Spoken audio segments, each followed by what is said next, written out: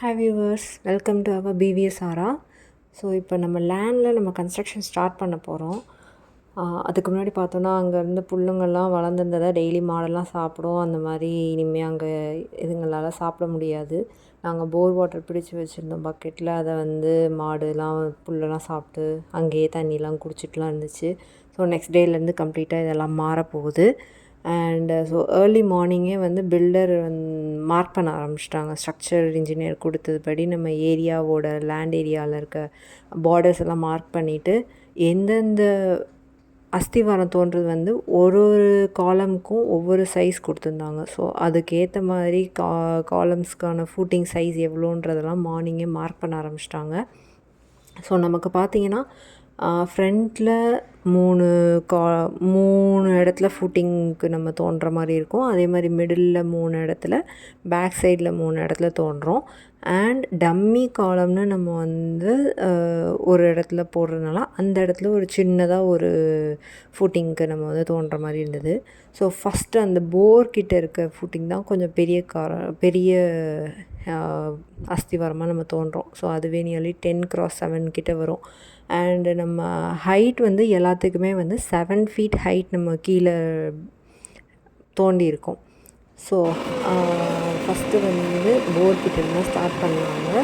JCB start பண்ண ஆரம்பிச்சிட்டாங்க. அதுதான் ரொம்ப ரிஸ்கியான, கொஞ்சம் நம்ம போரில் பார்த்து பண்ணணுன்றதுனால ஃபஸ்ட்டு அதுக்கு ரொம்ப கான்சன்ட்ரேட் பண்ணி அந்த இடத்த தோன்றதுக்கே நியர்லி 2 hours கிட்ட ஸ்பெண்ட் ஆச்சு. ஸோ கேர்ஃபுல்லாக அந்த பைப்புக்கு லெஃப்ட் சைடு, ரைட் சைடு அந்த மாதிரி எடுத்துகிட்டு அதுக்கப்புறம் தான் நடுவில் இருக்கிறதெல்லாம் எடுத்தாங்க. அண்ட் இது 7 feet ஹைட் நம்ம கீழே டெப்த்து கொடுக்குறதுனால அதுக்கேற்ற மாதிரி அவங்க தோண்டி அந்த மிஷின் அப்பப்போ அவங்க சூப்பர்வைசர் இருந்து செக் பண்ணிகிட்டே தான் இருந்தாங்க. ஸோ மார்னிங் ஒரு 10:30 அந்த மாதிரி ஸ்டார்ட் பண்ணிட்டாங்க. அது நியர்லி அன்றைக்கி ரொம்ப நேரம் இதுக்கே 2 hours கிட்ட ஸ்பெண்ட் ஆயிடுச்சு. அண்ட் இந்த போர்கிட்ட மட்டும் 4 காலம் நம்ம வைக்கிறோம். அதாவது 3/4க்கு 1/4 காலம் 4 வருது இந்த இடத்துல.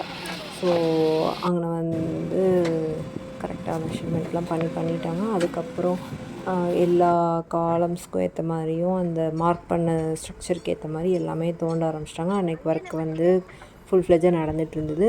அதுக்கு அடுத்து இது முடித்ததுக்கப்புறம் வேணுங்கிற அடுத்து நம்ம ஃபூட்டிங் போடுறதுக்கான கல், மண், அந்த மாதிரி ஜல்லி எல்லாமே ரெடியாக இறங்கியிருந்தது. ஸோ அடுத்த வேலை இது முடித்து நம்ம நெக்ஸ்ட்டு அடுத்த வேலைக்கு போகணுன்றதுனால அண்டு எல்லாமே குழிலாம் பார்த்திங்கன்னா பெருசாக தெரிஞ்சிச்சு எல்லாம்.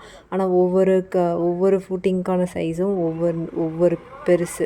ஸோ ஒன்று இப்போ பார்த்திங்கன்னா 10x7 இருக்கும், இன்னொன்று 7x7 இருக்கும், 6x7 இருக்கும். அந்த மாதிரி ஒவ்வொரு ப்ளேஸ்க்கும் ஒவ்வொரு மாதிரி மெஷர்மெண்ட் பண்ணியிருந்தாங்க. ஸோ ஜேசிபி சர்க்கஸ்லாம் பண்ணிகிட்டு இருந்துச்சு. எல்லாம் வேடிக்கை பார்த்துட்ருந்தோம். ஸோ இதுக்கே ஈவினிங் ஆயிடுச்சு. இந்த ஒரு 5 காலம்ஸ்க்கு ஏற்ற மாதிரி அவங்க எல்லாத்தையும் எடுக்கிறதுக்கே.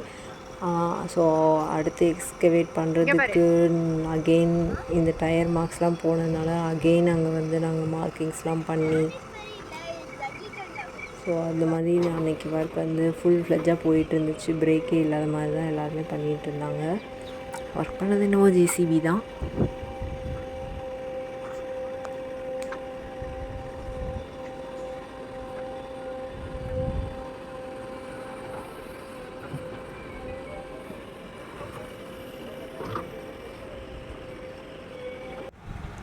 ஸோ நான் சொன்ன மாதிரி அடுத்த நாளும் மாடெல்லாம் பார்த்துச்சு. எங்கடா நாங்கள் சாப்பிட்ட புல்லெல்லாம் காணோம் அப்படின்ட்டு மாடு வந்துச்சு. நாய்க்குட்டி கூட நாயெல்லாம் பார்த்துச்சு. ஸோ இந்த 3 தான் லாஸ்ட்டாக அவங்க பண்ண அஸ்திவாரம் தோன்றதுக்கான ப்ளேஸ். ஸோ அதை அகெயின் மார்க் பண்ணிவிட்டு புல்டோசர் வச்சு ஸ்டார்ட் பண்ணாங்க. அண்டு இது முடிக்கவே நியர்லி நைட் 9 o'clock ஆகிடுச்சு. அவங்க ஃபுல்லாக ஒரே நாளில் இதை முடிச்சிடணும் அப்படின்றதுனால அன்றைக்கி நைட் வரை இருந்து இது எல்லாமே முடிச்சுட்டு தான் கிளம்புனாங்களே. ஸோ இது நாங்கள் நெக்ஸ்ட் டே மார்னிங் தான் போய் பார்த்தோம் எப்படி ஒர்க்லாம் முடிச்சிருக்காங்கன்னு. ஸோ பர்ஃபெக்டாகவே எல்லா இடத்துலையும் அவங்க கரெக்டாக அவங்க மார்க் பண்ண ப்ளேஸ் படி எல்லாமே பண்ணியிருந்தாங்க. ஸோ அஸ்திவாரம் அன்றைக்கி நம்ம தோண்டி முடிச்சாச்சு. அதுக்கடுத்து என்ன ஒர்க்குன்றது நெக்ஸ்ட்டு என்ன பண்ணுவாங்க. ஸோ நம்ம இங்கே அஸ்திவாரம் தோண்டிட்டோம். உள்ளே வைக்கிறதுக்கான காலம் எல்லாமே ஸ்டீலில் எல்லாம் அந்த சைஸ்க்கு ஏற்ற மாதிரி ரெடி பண்ணி வச்சுட்டாங்க. அண்ட் கம்பி கட்டுறது, கீழே பெட்டு போடுறதுக்கான அந்த மேட்டுன்னு சொல்கிறாங்க கீழே. ஸோ அந்த மேட் போடுறதுக்கு கம்பி, டாப் பாட்டம் பெல்ட்டு எல்லாமே ரெடியாக இருந்துச்சு. கல்லும் வந்துடுச்சு, மண்ணும் வந்துடுச்சு, சிமெண்ட்டும் வந்து இறக்கிட்டாங்க. ஸோ நெக்ஸ்ட் டே ஒர்க்குக்கும் எல்லாமே ரெடியாக இருந்துச்சு நமக்கு.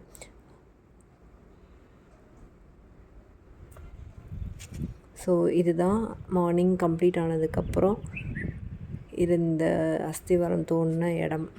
ஸோ நம்ம டீப் வந்து 7 feet கீழே கொடுத்துருக்கோம். அண்ட் இதுக்கு அடுத்து என்னென்ன ப்ராசஸ் நடக்குது அப்படின்றத வந்து நெக்ஸ்ட் வீடியோவில் நான் உங்களுக்கு காமிக்கிறேன். So until then, bye, see you.